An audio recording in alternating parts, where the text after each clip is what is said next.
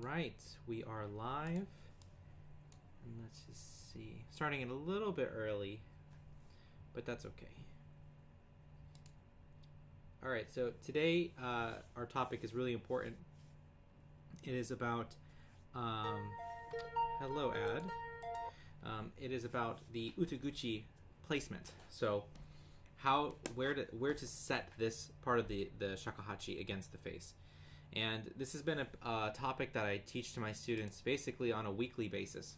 Almost every single student, we go over this and we talk about this to develop our sound and to get our sound to be warmer, bigger, have more dynamic control. So being able to play softer and louder also has to do a lot with the placement of the flute.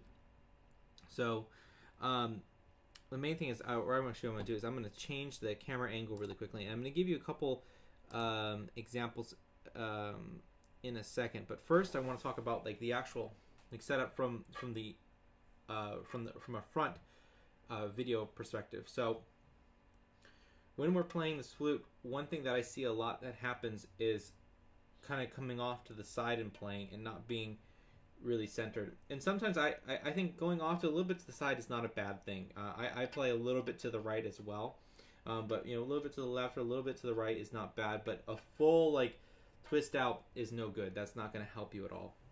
It's gonna remove tone a lot. So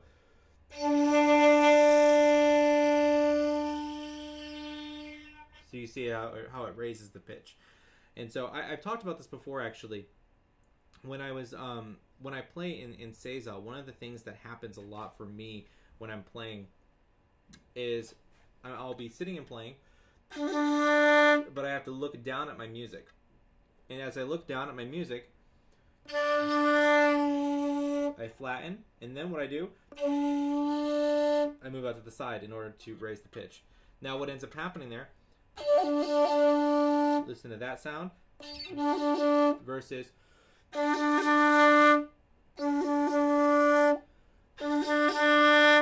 night and day difference in terms of sound, right? The one where I'm sitting up straight and I have the flute centered, it is this warm, big, robust sound. Leaning over forward and getting the flute out to the side, I lose so much quality of tone and timbre. So first and foremost is that you can try to always keep yourself sitting up straight. It's a really important part of playing shakuhachi, and not looking up nor looking down, but just straight ahead. If you look up, you also get a lot more airiness.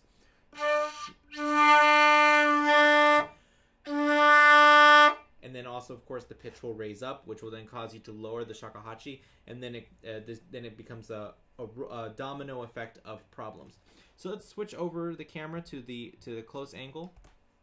So here we're going to talk about the height of the shakuhachi. A lot of times what I see is that people get really, really close to the Utaguchi, right? So the lower lip is sitting right next to this part of the flute, right? So this top angle here, or edge rather. And what happens here with this top edge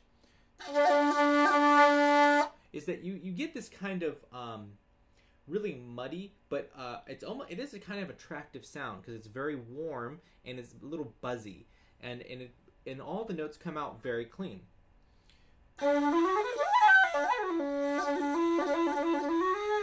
So it can be kind of attractive, but there's some problems with it.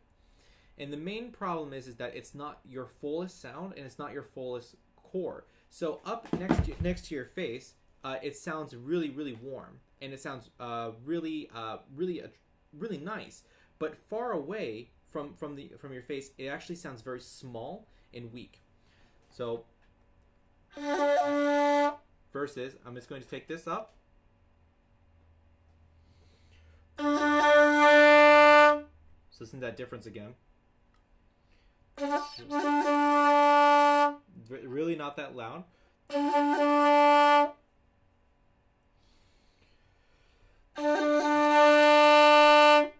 And of course, now along with that, the note comes back up into tune.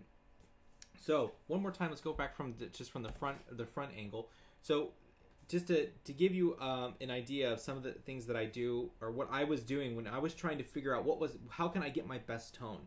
I spent a long time practicing, and I had a journal, and I would do this. I'd take notes every single day I think I did this for about 6 to 8 months. Every single day, I wrote down what I did in my practice session, what I needed to work on, and what things went well and what things didn't go well. And I had like a 2 or 3 month spur of just working with different placements on how I thought about my my height of my shakuhachi and like the different types of positioning that I did. So you're gonna have to do the exact same thing. So first thing is going to be is training this way. You know, how straight do you want to be? You want to be straight on? Do you want to be a little bit off to the right? Okay, so for the most part, I'm pretty straight on when I'm playing, and then sometimes I'm off to the right just a little bit. Now, this next thing that you're going to have to do is you're going to have to go and look from the side point of view. Okay, do I want to be this low? No, I don't want to be that low. Okay, let me try this high. Okay, what happens if I go a little bit higher?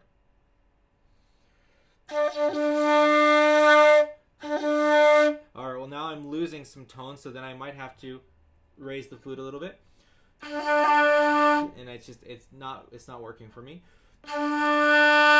That's better, but now I feel like I have to be overly tight and ooh sounding to get the sounds that I want, and it's causing too much tension here, which means I'm going to probably lose clarity when I play. So I'm going to go back down just a little bit. I think that's a little bit too low. And that's the spot that I like the most right now. And so then what I would do is I would take some time to work through and play a couple pieces like that to develop that feeling of what's it like to play at this height level? What's it like to play it a little bit lower? How am I going to get the best pitch? What do I need to do in order to get this technique? What do I need to do in order to do this? So lots of trial and error that's going to happen with this practice. But the main point is that you don't ever want to have your shakuhachi, the Utaguchi, the top blowing edge, too close to the lower lip. You want to have some space between that. And so a couple reasons why is, let's say you're down here, and let's put on a drone just to help show what I'm talking about as well. So let's see here, drone. There we go.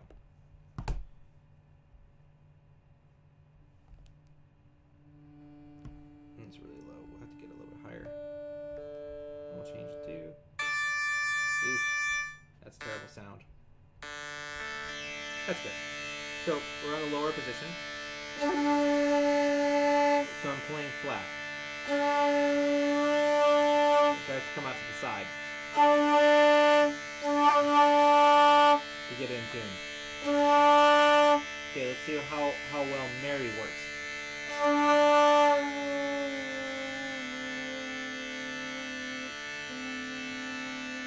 Okay, I can barely hear my medi.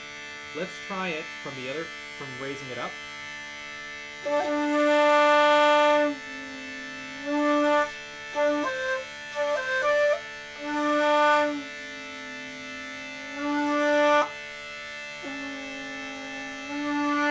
It's actually a lot louder.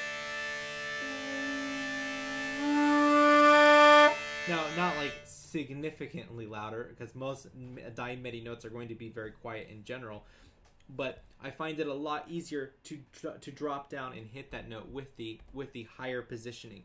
So that positioning is really important, especially for your medi notes and being able to project your sound. So let's see here. I'm gonna go to I have to play Happy Birthday for Den Gokiburi, which do you mean it to be Gokiburi? Because it sounds a lot like Kokiburi, which is a cockroach. But anyways, here's Happy Birthday.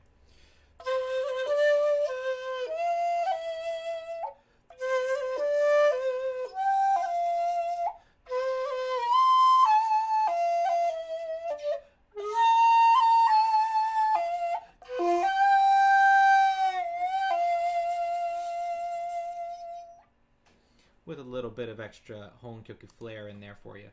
So if there's no question, any questions about this, the positioning, I guess maybe just a quick overview one more time. And if you have questions, please ask. And you can, of course, you can ask in the comment section below. Once the live stream is over, this video will stay up. One thing that I've seen a lot of with creating your first sound for the shakuhachi is they say place the utaguchi in the middle of the mouth.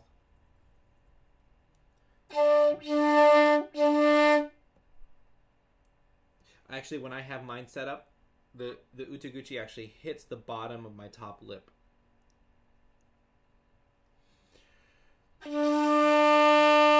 And that's the sound that I prefer to go for. It gives, especially when you're gonna play like with a koto or koto ensemble, like playing with 3 koto players is really tough. And the reason why it's so tough is because it's so hard to play over them, especially when they're not on the ground. When they're up and raised up on the stand, the sound projects so much more, and it's really hard to match that with the shakuhachi. So you want to, anything that can give you a little bit more sound or a little bit more oomph to your playing, you want to take that and use that, especially for the contemporary music. Sankyoku, I think you can get away with it. It's not supposed to be as loud and as in your face all the time, but it really is helpful to, even for Sankyoku, to have a little bit of extra power behind your playing, because if you have a koto player and a shamisen player and a singer, it's really easy for you to get drowned out, and then no one even heard you, and they'll say, well, you look great, but I couldn't really hear you play that much. So again, experiment with that raising up. And also, as another thing too, I just thought about, is that if your embouchure is not really comfortable yet, this isn't going to make a really big difference for you, and it might cause a few more problems. Really make sure you feel comfortable with making a sound before you try to maneuver the instrument around. If you're overly tight as a player and you have a really tight embouchure, moving up won't really do much for you. You have to be really nice and relaxed, keeping the face in as natural position as possible. And that will help a lot with maneuvering around and getting your best sound. So if you guys have any questions, please leave a comment below. Don't forget to like this video and share to this video, and of course subscribe and hit the notification bell. Every subscriber helps, and I will see you guys for the next lesson when the questions arise.